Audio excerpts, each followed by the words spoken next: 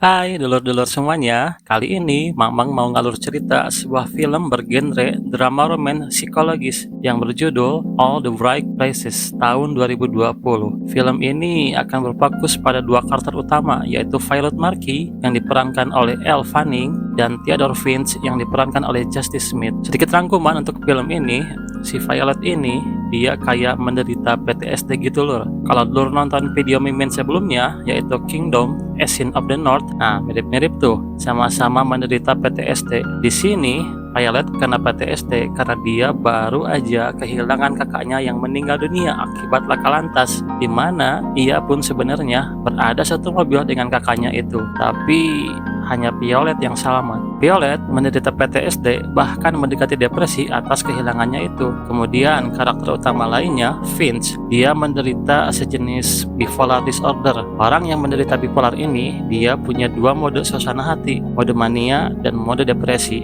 Satu mode itu bisa berlangsung 1 sampai 2 minggu atau bahkan lebih, kemudian berganti ke mode lainnya. Contohnya kayak si Vince ini, dia bisa bersemangat menjalani hidup dalam beberapa hari atau minggu, kemudian akan berganti ke mode depresi. Yang bikin jadi bahaya itu ketika mode depresi aktif, di mana orang tersebut bisa benar-benar tenggelam dalam depresinya tersebut. Vince bisa seperti ini karena trauma berat yang ia terima ketika masih kecil oleh ayahnya. Lalu, kisah apa yang akan terbentuk pada pertemuan dua hati yang sama-sama terluka ini? Akankah mereka saling menyembuhkan atau saling menambah luka?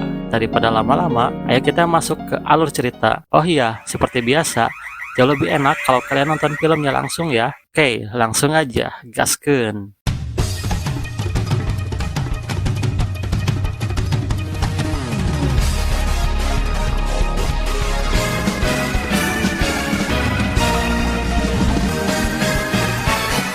Pagi yang sunyi, jalanan kecil di pinggiran kota Indiana yang masih diselimuti kabut tipis. Dari kejauhan, langkah kaki terdengar berirama pelan. Yaps, ini adalah Vince, dan dia lagi jogging. Vince bukan remaja biasa. Ia dikenal di sekolahnya sebagai anak yang aneh, suka menyendiri, suka tiba-tiba menghilang dalam waktu lama, dan sering punya cara pandang yang sulit dimengerti oleh teman sekolahnya. Dan di pagi itu, sesuatu menarik perhatiannya. Saat ia mendekati jembatan, langkahnya tiba-tiba terhenti. Di sana, di atas pagar jembatan, berdiri seorang gadis yang menatap kosong ke arah sungai di bawahnya. Dia tampak diam, rapuh, dan seolah kehilangan alasan untuk tetap bertahan. Dan gadis itu adalah Violet. Vince memperhatikannya dari jauh, lalu perlahan mendekat. Ia tidak tahu pasti apa yang membuat gadis itu berada di sana, tapi ia tahu tatapan seperti itu bukan tatapan orang yang lagi baik-baik aja. Ia berdiri tidak jauh darinya, berusaha menenangkan suasana tanpa berkata-kata yang berlebihan. Dan entah bagaimana, kehadiran Vince mulai mengusik Violet. Momen itu menjadi titik awal dari kisah mereka. Dua orang yang sama-sama terluka dipertemukan tanpa sengaja oleh semesta. What are you doing? This is harder than I thought. Hey, look. Look back.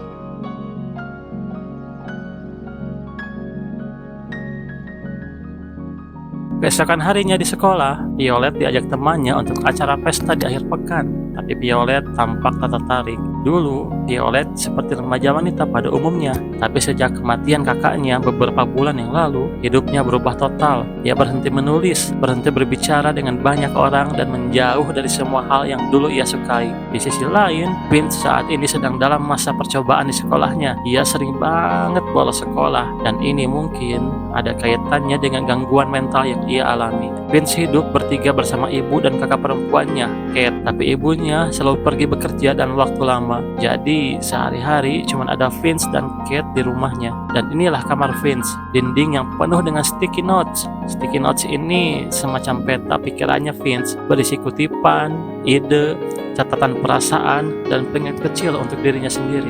Kadang juga berupa hal positif yang ingin dia pertahankan. Di sekolah, mereka mendapat tugas proyek untuk menjelajahi tempat-tempat indah di negara bagian mereka. Tugas ini harus dilakukan secara berkelompok dengan minimal beranggotakan 2 orang. Dalam perjalanan pulang ke rumah, Violet mendapat notifikasi dari Instagram, dan itu dari Vince. Violet meminta Vince menghapus postingannya, dan Vince mengajak Violet bertemu.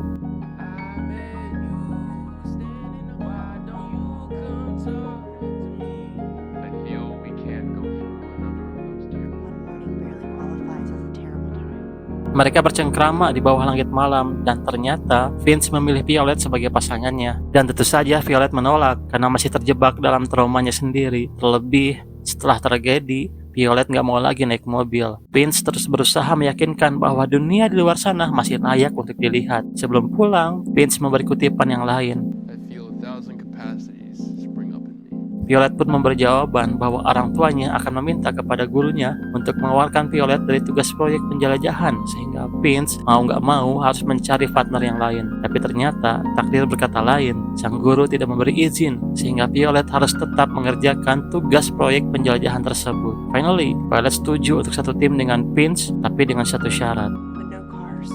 If you want to do this with me, you're gonna have to figure out another way because Mereka memulai perjalanan kecil, dan tempat yang pertama mereka kunjungi adalah sebuah bukit kecil bernama Indiana's High Point. Dan ternyata hari itu juga adalah hari ulang tahun mendiang kakaknya. Itulah alasan mengapa Violet malam itu berada di jembatan yang merupakan lokasi kecelakaan dia dan kakaknya. Setelah petualangan kecil tersebut, Violet mulai kembali terlihat hidup. Di sekolah, Vince menghampiri Violet dan mengajaknya ke tempat berikutnya. Dia menawarkan untuk pergi ke sebuah tempat bernama Pohon Sepatu dan sebuah bioskop. Tapi Violet mengingatkan bahwa ia hanya menyetujui 2 tempat saja, jadi Vince harus memilih salah satu dari kedua tempat itu. Pagi berikutnya, Violet menemukan Vince tertidur di halaman rumahnya. Ternyata Vince ingin mengajak Violet ke tempat yang cukup jauh dan harus menggunakan mobil. Vince membujuk dengan berbagai cara agar Violet mau ikut. Violet akhirnya setuju, dan ajaibnya, ia mampu melawan rasa traumanya. Vince ternyata mengajak Violet untuk naik roller coaster mini. Mereka menikmati permainan tersebut, dan untuk pertama kalinya, ia bisa tertawa lepas, dan bahkan ia mulai menikmati perjalanan mereka di dalam mobil.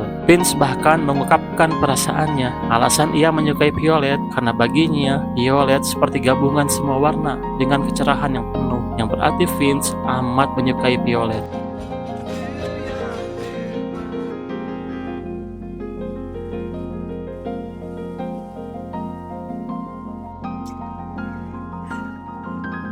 Mereka menikmati kebersamaan, bersenda gurau di bawah pohon sepatu, menari-nari di bawah langit senja, memberikan pelukan, menghadirkan kehangatan yang seakan menutup luka yang telah lama menganga. Tapi sayang, di tengah rasa cinta yang baru saja bermekaran, Vince tiba-tiba menghilang. Dia sekarang sedang berada dalam mode depresi, dan itulah bipolar disorder. Vince tidak bisa mengontrol suasana hatinya. Beberapa saat yang lalu, ia berada dalam mode mania, di mana ia menjalani kehidupan penuh dengan rasa semangat dan energik, ya, dan tentu saja jatuh cinta. Tapi sekarang, ia sedang berada dalam mode depresi, dan sayangnya, Violet belum tahu akan kondisi Vince ini. Violet menemui temannya Vince, dan mereka menganggap menghilangnya Vince sebagai hal yang sudah biasa, karena Vince bahkan pernah menghilang selama 1 minggu. Di suatu pagi hari, Vince tiba-tiba nongol nih di rumah Violet, dan bahkan ngobrol dengan orang tuanya Violet. Violet menuntut penjelasan, tapi ia berhenti ketika Vince memberinya hadiah. Vince mengajak Violet ke sebuah danau. Mereka berenang di sana. Rasa khawatir dan kecewa yang Violet rasakan selama Vince menghilang seakan menghilang larut dalam dinginnya danau itu.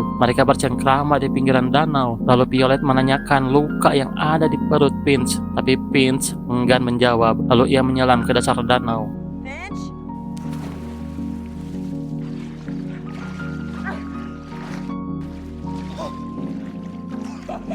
Violet mempertanyakan keberadaan Vince saat ia menghilang. Vince mengatakan bahwa ia terkadang harus pergi ke sebuah tempat yang mampu membuatnya menjadi diri sendiri, melakukan hal yang mampu mengingatkannya bahwa ia yang memegang kendali atas dirinya. Ia bercerita bahwa ketika ia kecil, ia sering disiksa oleh ayahnya. Cat mulai menerima kembali Vince. Mereka menjelajahi kereta-kereta yang terbengkalai. Hingga malam tiba, di bawah rintik hujan, mereka bernyanyi, bukan sekedar menyelaraskan nada, kemudian mengusapnya dengan rasa cinta yang kemudian menyalakan hasrat yang sebelumnya mereka padamkan, hasrat yang membangkitkan gairah lewat peluk dan cium. Malam yang sepi dan hujan yang semakin lebat seakan menjadi saksi berpadunya 2 tubuh insan yang diselimuti gelora. Namun sayang, mereka terlalu larut dalam memadu kasih hingga sang pajar menegur mereka, mengingatkan Violet bahwa ia tak seharusnya menghabiskan malam di luar rumah. Vince meminta maaf kepada ayahnya Violet, tapi sang ayah terlanjur marah. Vince pulang ke rumah dalam keadaan kesal dan kecewa pada dirinya sendiri. Ia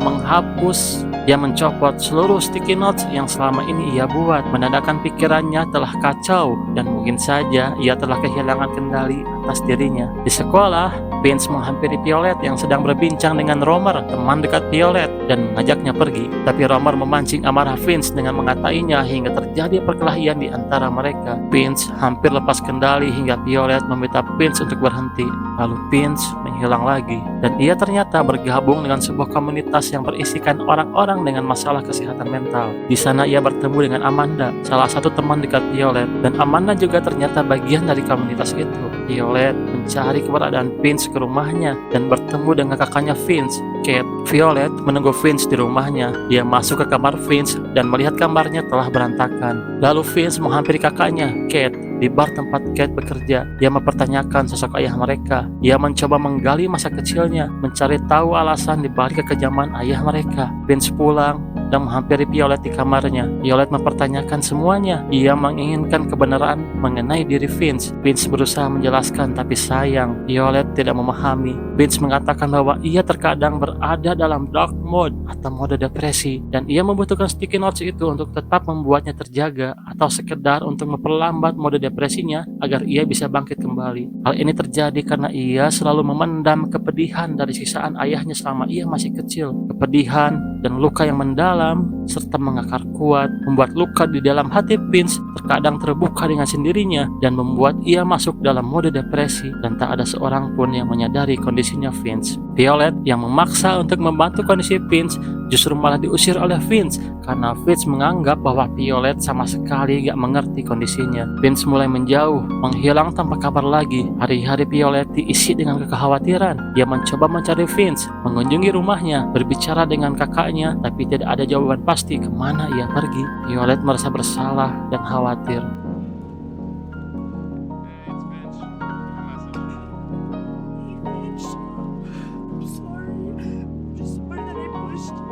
Di rumah, Violet memutuskan untuk memberitahu ayahnya bahwa pada saat ulang tahun mendiang kakaknya, ia hendak mengakhiri hidupnya di jembatan. Tapi Vince datang menyelamatkan hidupnya. Dan dari percakapan bersama ayahnya, Violet menemukan secercah harapan, lokasi yang mungkin menjadi tempat keberadaan Vince saat ini. Violet segera mengendarai mobilnya, dan benar saja, ada mobil Vince di pinggir danau. Ia segera berlari mencari sosok Vince. Ia melihat pakaian Vince berserakan di tepi danau yang menandakan Vince telah menyelam ke dasar danau. Violet berteriak, memanggil nama Vince dengan penuh rasa takut. Dia takut Vince tak muncul lagi ke permukaan.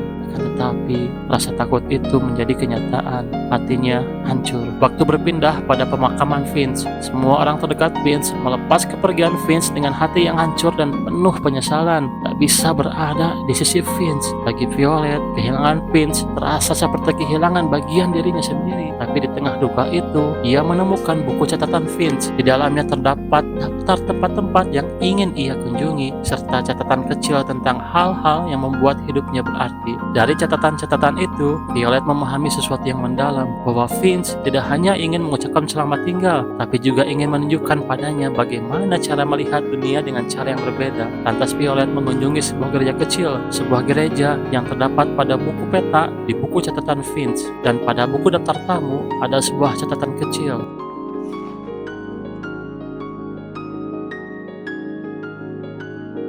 Violet akhirnya mulai memaafkan hidupnya, menerima kehilangan Vince bukan sebagai akhir dari cinta mereka, tapi sebagai warisan dari semua hal baik yang Vince ajarkan padanya, untuk tetap melihat keindahan bahkan di tempat yang sepi, untuk tetap hidup dan terjaga. Terima kasih, Theodore Vince. Cakap sakitu alur cerita ti Mamang. Mogia dulur sadaya puas sareng kersa sumping deui ka channel Mamang. Kanggo nonton deui alur cerita anu sanesna, tong hilap like, subscribe, atau napi share. Pamit dulur resep karena channel Mamang. Terus, pilih dulur sadaya hoyong request alur cerita film, kantun klik komen, terus ketik judul film, sareng alasan dulur request eta film. Si Dodit makan kecapi, ekspresina meni lebay. Mamang pamit undur diri, bye-bye.